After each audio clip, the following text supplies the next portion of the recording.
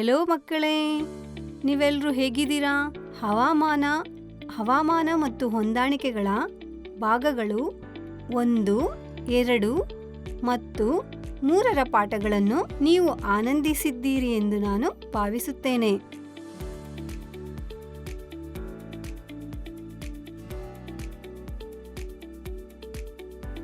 ಈಗ ಈ ವಿಡಿಯೋದ ಮೂಲಕ ನಾವು the living world animal adaptation ಎಂಬ ಹೊಸ ಜಗತ್ತಿಗೆ ಪ್ರವೇಶಿಸುತ್ತಿದ್ದೇವೆ.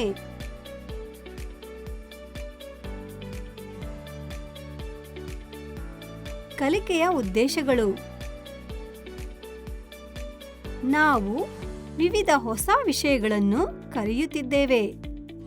ಅದರಲ್ಲಿ ಮೊದಲನೆಯದಾಗಿ ವಿವಿಧ ಪ್ರಾಣಿಗಳ ಕೆಲವು ಆವಾಸ ಸ್ಥಾನಗಳು, ಆಹಾರ ಪದ್ಧತಿಗಳು ಮತ್ತು ಗುಣಲಕ್ಷಣಗಳು. ಜಲಚರಗಳು, ಮರುಭೂಮಿ ಪ್ರಾಣಿಗಳು, ಕಾಡು ಮತ್ತು ಹುಲ್ಲುಗಾವಲುಗಳು, ವೈಮಾನಿಕ ಪ್ರಾಣಿಗಳು ಮತ್ತು ಹಿಮಭರಿತ ಪ್ರದೇಶಗಳಲ್ಲಿನ ಪ್ರಾಣಿಗಳಲ್ಲಿ ಹೊಂದಾಣಿಕೆಗಳು.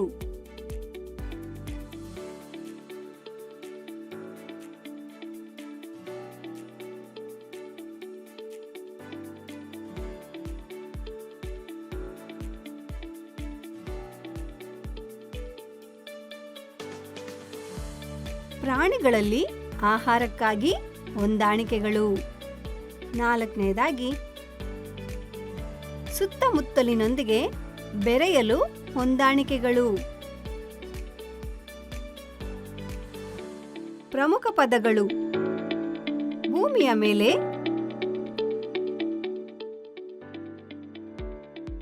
ಜಲಚರಗಳು,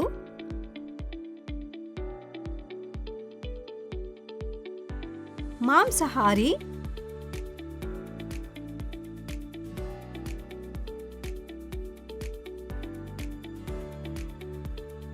ಪರಭಕ್ಷಕಗಳು,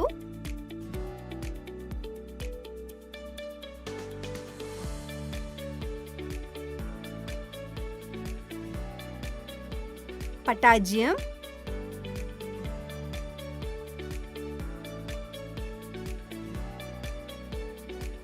ಮೆತ್ತನೆಯ ಅಂಗಾಲುಗಳು,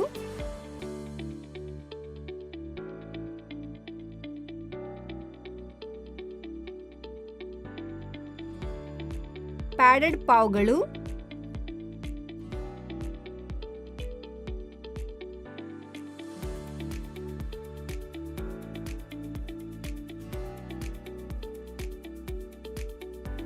ಬಲವಾದ ಕೊಂಬುಗಳು,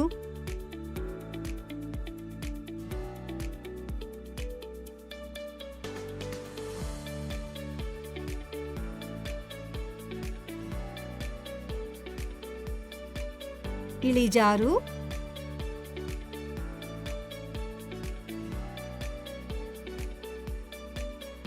ಉಗುರು ಕಾಲ್ಬೆರಳುಗಳು ಮತ್ತು ತೆಳುವಾದ ಅಂಗಾಲುಗಳು,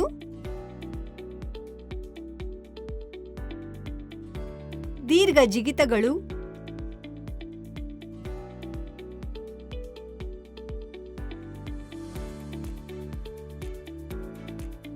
ಮರೆಮಾಚುವಿಕೆ.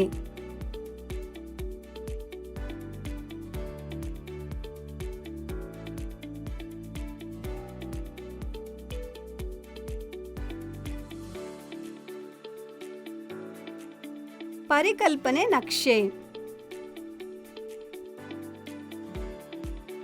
ಪ್ರಾಣಿಗಳಲ್ಲಿ ಕಂಡುಬರುವ ವೈವಿಧ್ಯತೆಯೊಂದಿಗೆ ವಿಷಯಕ್ಕೆ ಪ್ರವೇಶಿಸೋಣ.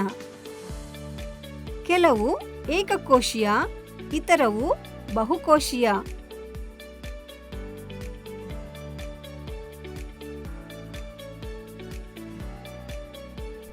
ಕೆಲವು ಕಶೇರುಕಗಳಾಗಿದ್ದರೆ ಇತರವು ಅಕಶೇರುಗಳಾಗಿರುವೆ.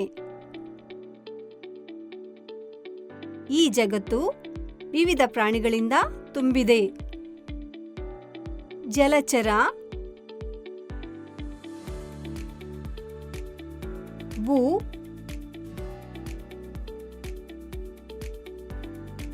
ಉಭಯಚರ,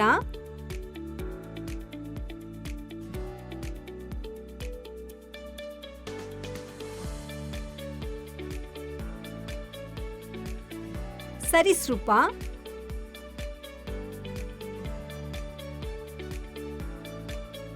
ವೈಮಾನಿಕ ಇತ್ಯಾದಿ. ಈ ಅವಲೋಕನಗಳು ಪ್ರಶ್ನೆಯನ್ನು ಎತ್ತುತ್ತವೆ: ಈ ಮಹಾನ್ ವೈವಿಧ್ಯತೆಯು ಹೇಗೆ ಅಸ್ತಿತ್ವಕ್ಕೆ ಬಂದಿತು?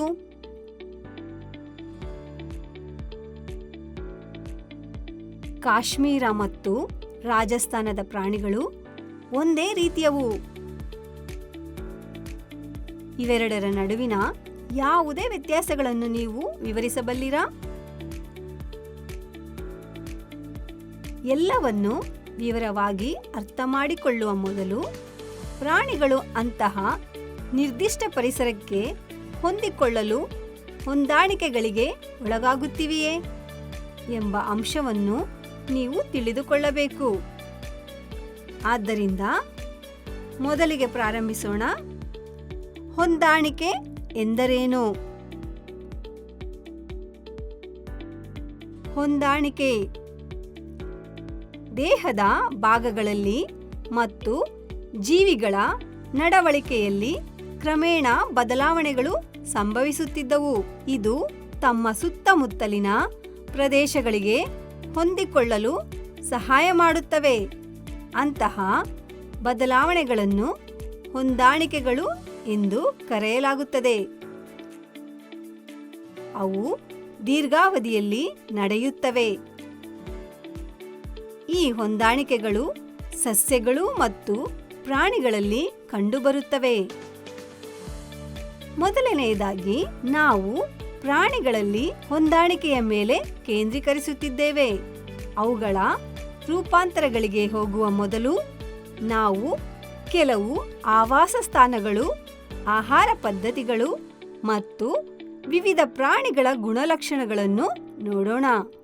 ಭೂಮಿಯ ಮತ್ತು ಜಲಚರಗಳ ನಡುವಿನ ಬೆನ್ನುಮೂಳೆಯ ಕಾಲಂಗಳು, ರೆಕ್ಕೆಗಳು, ಕಿವಿರುಗಳು, ಬಾಲಗಳು ಮುಂತಾದ ದೇಹದ ರಚನೆಗಳಲ್ಲಿ ಎಲ್ಲ ಅಂಶಗಳಲ್ಲಿ ವಿವಿಧ ಬದಲಾವಣೆಗಳನ್ನು ನಾವು ಗಮನಿಸಬಹುದು.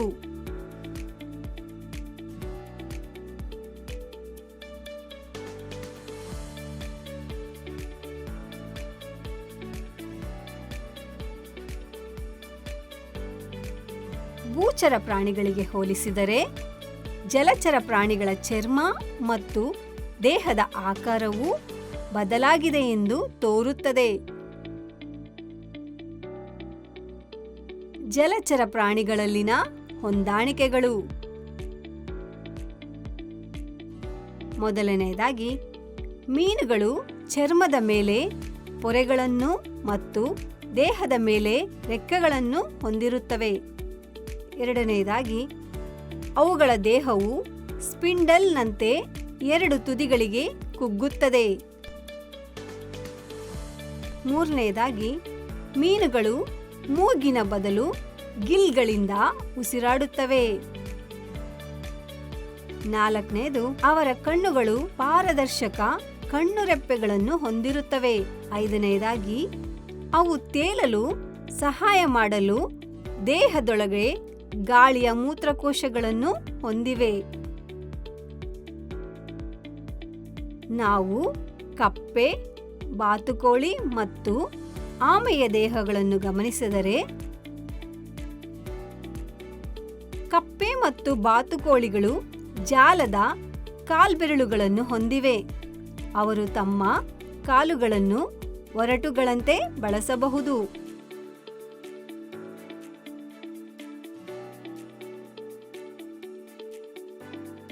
ಬಾತುಕೋಳಿಗಳು ಮತ್ತು ವಾಟರ್ ಫ್ಲೋನ ಪಕ್ಷಿಗಳು ಮೇಣದ ಗರಿಗಳಿಂದ ನೀರು ಹರಿಯುತ್ತವೆ. ಕಾಲ್ಬೆರಳುಗಳು ಜಾರುವ ನಯವಾದ ಚರ್ಮ ಮತ್ತು ತ್ರಿಕೋನಾಕಾರದ ತಲೆ ಕಪ್ಪೆಗಳಿಗೆ ನೀರಿನ ಮೂಲಕ ಸುಲಭವಾಗಿ ಈಜಲು ಸಹಾಯ ಮಾಡುತ್ತದೆ.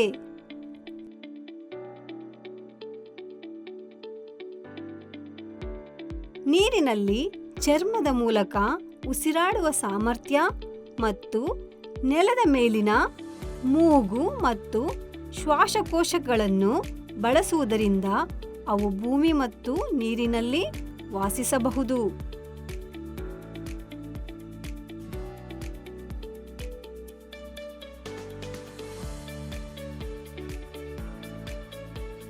ಕಪ್ಪೆಯ ಬೆನ್ನಿನ ವಿಶಿಷ್ಟ ಬಣ್ಣಗಳು ಹುಲ್ಲಿನ ನಡುವೆ ಅಡಗಿಕೊಳ್ಳಲು ಸಹಾಯ ಮಾಡುತ್ತದೆ. ಅರಣ್ಯ ಮತ್ತು ಹುಲ್ಲುಗಾವಲುಗಳು ಪ್ರಾಣಿಗಳಲ್ಲಿ ಹೊಂದಾಣಿಕೆ. ಮೊದಲನೆಯದಾಗಿ ಕಾಡು ನಾಯಿಗಳು, ನರಿಗಳು, ಹುಲಿಗಳು ಮತ್ತು ಸಿಂಹಗಳಂತಹ ಮಾಂಸಾಹಾರಿ ಪ್ರಾಣಿಗಳು ವೇಗವಾಗಿ ಓಡಲು ಮತ್ತು ತಮ್ಮ ಬೇಟೆಯನ್ನು ಸೆರೆ ಹಿಡಿಯಲು ಬಲವಾದ ಕಾಲುಗಳನ್ನು ಹೊಂದಿವೆ.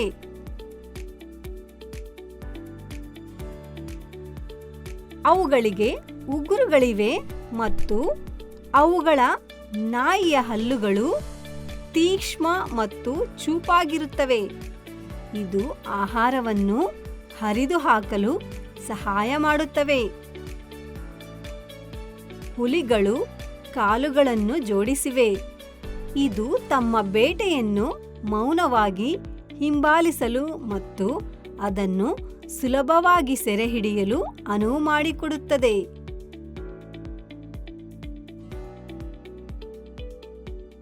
ಪರಭಕ್ಷಕ ಮಾಂಸಾಹಾರಿಗಳ ಕಣ್ಣುಗಳು ಅವುಗಳ ತಲೆಯ ಮುಂಭಾಗದಲ್ಲಿವೆ. ಇದು ತಮ್ಮ ಬೇಟೆಯನ್ನು ದೂರದಿಂದ ಗುರುತಿಸಲು ಸಹಾಯ ಮಾಡುತ್ತದೆ.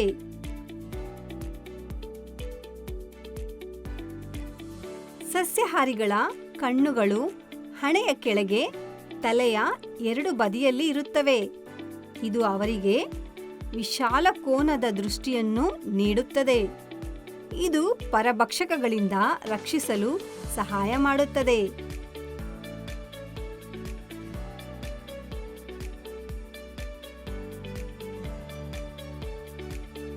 ಅವುಗಳ ಕಾಲುಗಳು ಉದ್ದವಾಗಿರುತ್ತವೆ ಮತ್ತು ಬಲವಾದ ಕೊಂಬುಗಳಿಂದ ಕುಗ್ಗಿರುತ್ತವೆ. ಇದು ವೇಗವಾಗಿ ಓಡಲು ಅನುವು ಮಾಡಿಕೊಡುತ್ತದೆ. ಅವುಗಳ ಉದ್ದವಾದ ಮತ್ತು ಮುಕ್ತವಾಗಿ ಚಲಿಸುವ ಕಿವಿಗಳು ದೂರದಿಂದ ಮತ್ತು ವಿಭಿನ್ನ ದಿಕ್ಕುಗಳಲ್ಲಿ ಶಬ್ದಗಳನ್ನು ಸ್ವೀಕರಿಸಬಹುದು.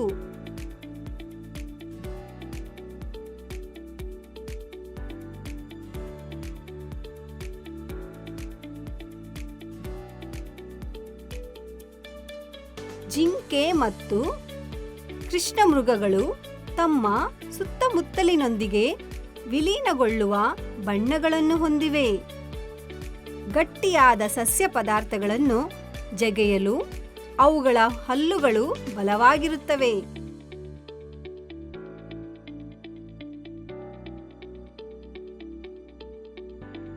ಮರುಭೂಮಿ ಪ್ರಾಣಿಗಳಲ್ಲಿ ಹೊಂದಾಣಿಕೆ.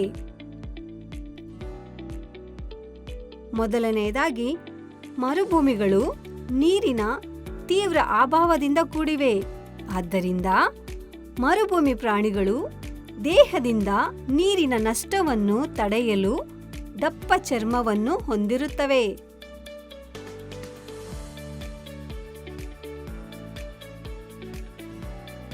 ಅವುಗಳ ಕಾಲುಗಳು ಚಪ್ಪಟೆಯಾದ ಮತ್ತು ಮೆತ್ತನೆಯ ಅಂಗಾಲುಗಳೊಂದಿಗೆ ಉದ್ದವಾಗಿರುತ್ತವೆ.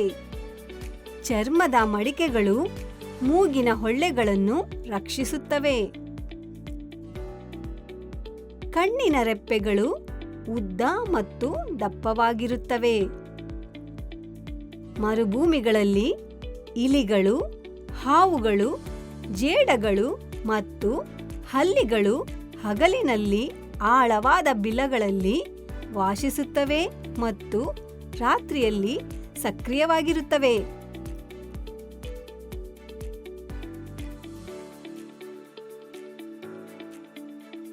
ಹಿಮಭರಿತ ಪ್ರದೇಶಗಳ ಪ್ರಾಣಿಗಳಲ್ಲಿ ಹೊಂದಾಣಿಕೆ. ಯಾಕ್, ಹಿಮಕರಡಿ, ಬಿಳಿ ನರಿ, ಸಿಲ್ವರ್ ನರಿ, ಪರ್ವತ ಮೇಕೆ, ಸೈಬೀರಿಯನ್ ಹಸ್ಕಿ ನಾಯಿ ಮತ್ತು ಹಿಮಚಿರತೆಗಳ ಚಿತ್ರಗಳನ್ನು ಹೋಲಿಸಿ ಮತ್ತು ಉಷ್ಣವಲಯದ ಕಾಡುಗಳ ಇದೇ ರೀತಿಯ ಪ್ರಾಣಿಗಳ ಚಿತ್ರಗಳನ್ನು ಹೋಲಿಸಿ ನೀವು ಕೆಲವು ಬದಲಾವಣೆಗಳನ್ನು ಕಾಣಬಹುದು.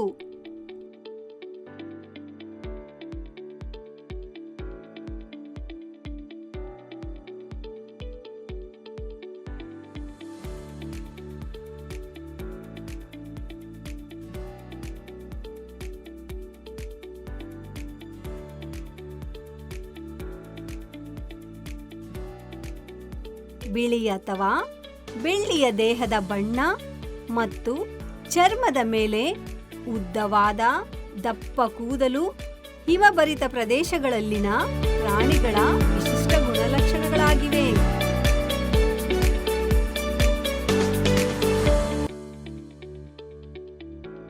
ಈ ಲಕ್ಷಣಗಳು ಹಿಮಭರಿತ ಪ್ರದೇಶಗಳಲ್ಲಿ ಬದುಕಲು ಸಹಾಯ ಮಾಡುತ್ತವೆ.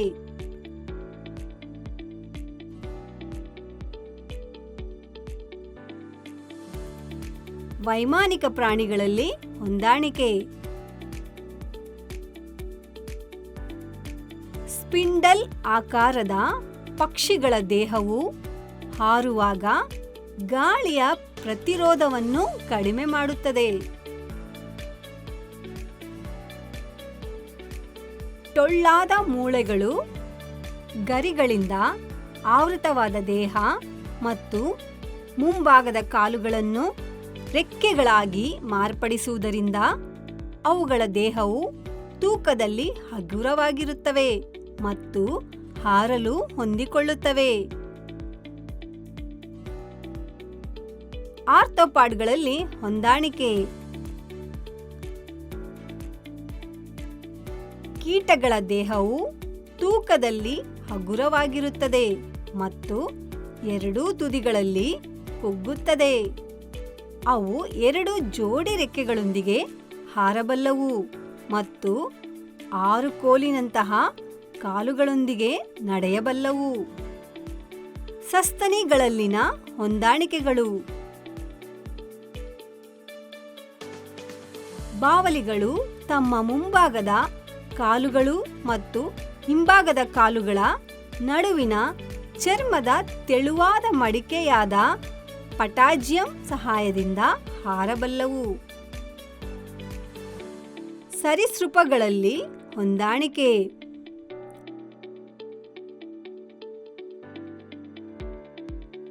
ಹಾವುಗಳು ಮತ್ತು ಎರೆಹುಳುಗಳ ಚಿತ್ರಗಳನ್ನು ವೀಕ್ಷಿಸಿ.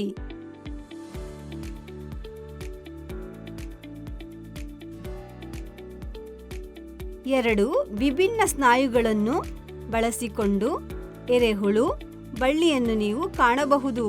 ವೃತ್ತಾಕಾರದ ಸ್ನಾಯುಗಳು ಪ್ರತಿ ವಿಭಾಗದ ಸುತ್ತಲೂ ಸುತ್ತುತ್ತವೆ ಮತ್ತು ರೇಖಾಂಶದ ಸ್ನಾಯುಗಳು ದೇಹದ ಉದ್ದಕ್ಕೂ ಚಲಿಸುತ್ತವೆ. ಮತ್ತೊಂದೆಡೆ ಹಾವು ನೆಲವನ್ನು ಹಿಡಿಯಲು ಮಾಪಕಗಳನ್ನು ಬಳಸುತ್ತದೆ.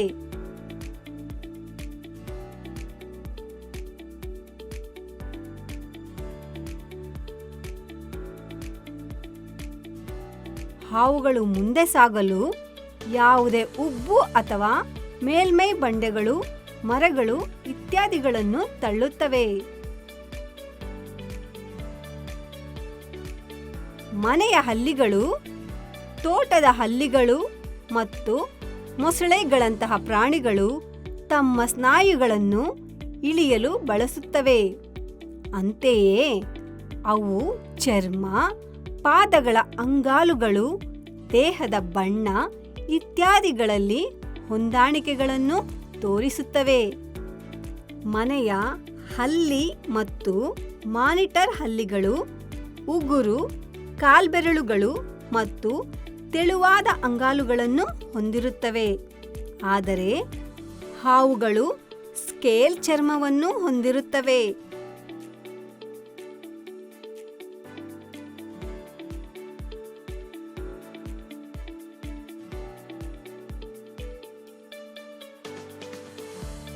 ಪ್ರಾಣಿಗಳಲ್ಲಿ ಆಹಾರಕ್ಕೆ ಹೊಂದಾಣಿಕೆ.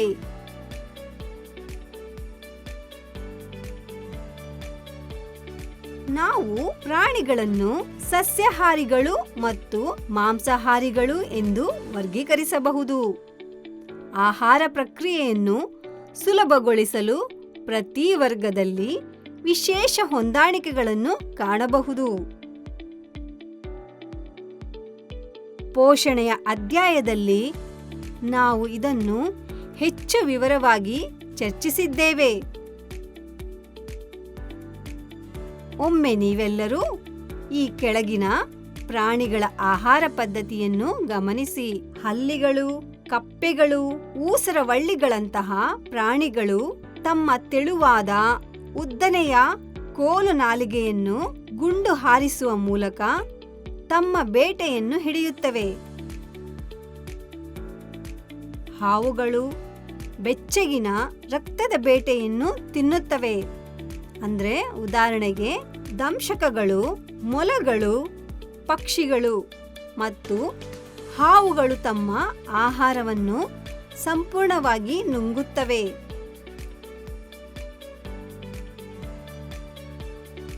ಚಿಟ್ಟೆಗಳು ಉದ್ದವಾದ ನಾಲಿಗೆಯನ್ನು ಹೊಂದಿವೆ. ಇದನ್ನು ಫೆಬ್ರೋಸಿಸ್ ಎಂದು ಕರೆಯಲಾಗುತ್ತದೆ. ಇದನ್ನು ಅವು ಹುಲ್ಲಿನಂತೆ ಕುಡಿಯಲು, ಸುರುಳಿ ಮತ್ತು ಬೇಯಿಸಬಲ್ಲವು.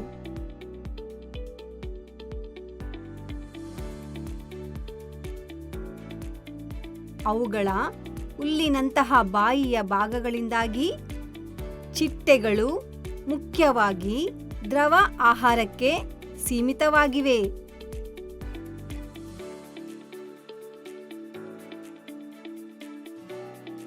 ದ್ರವ ಆಹಾರವು ಇತರ ಜಾತಿಯ ದ್ರವಗಳನ್ನು ಸೇವಿಸುವ ಮೂಲಕ ಪೋಷಕಾಂಶಗಳನ್ನು ಪಡೆಯುವ ಪ್ರಕ್ರಿಯೆಯಾಗಿದೆ. ಈ ಶೈಲಿಯ ಆಹಾರ ಸೇವನೆಯು ಜೇನುನೊಣಗಳು ಮತ್ತು ಸೊಳ್ಳೆಗಳಲ್ಲಿ ಕಂಡುಬರುತ್ತದೆ.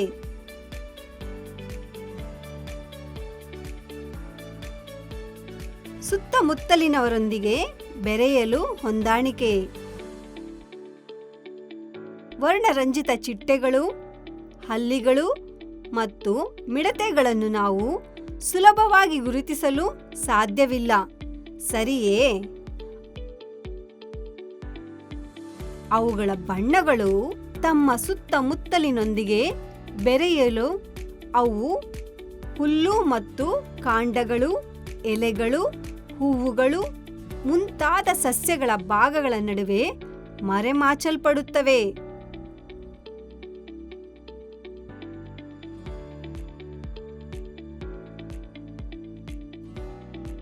ಅದು ಅವರಿಗೆ ಬದುಕಲು, ಆಹಾರ ನೀಡಲು ಮತ್ತು ಸಂತಾನೋತ್ಪತ್ತಿ ಮಾಡಲು ಅನುವು ಮಾಡಿಕೊಡುತ್ತದೆ.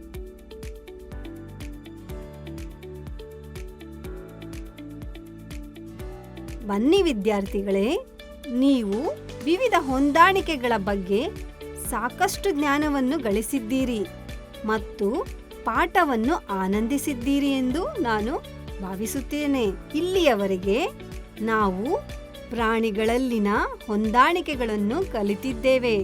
ಈಗ ಮುಂದಿನ ವಿಡಿಯೋದಲ್ಲಿ ಸಸ್ಯಗಳಲ್ಲಿನ ಹೊಂದಾಣಿಕೆಗಳ ಬಗ್ಗೆ ಇನ್ನಷ್ಟು ಕಲಿಯೋಣ. ಅದನ್ನು ಮಿಸ್ ಮಾಡ್ಕೋಬೇಡಿ.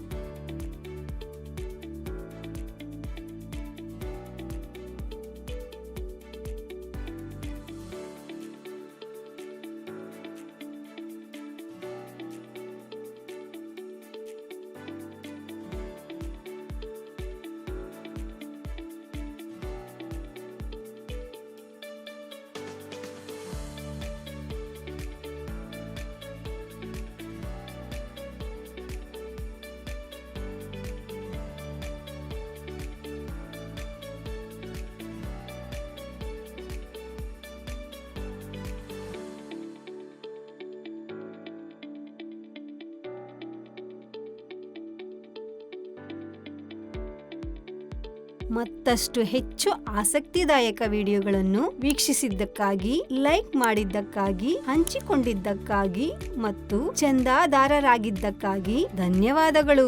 ಬಾಯ್ ಚಿಲ್ಡ್ರನ್. ತಮ್ಮ ದಿನವಾಗಲಿ. ಎಲ್ಲರಿಗೂ ಶುಭವಾಗಲಿ.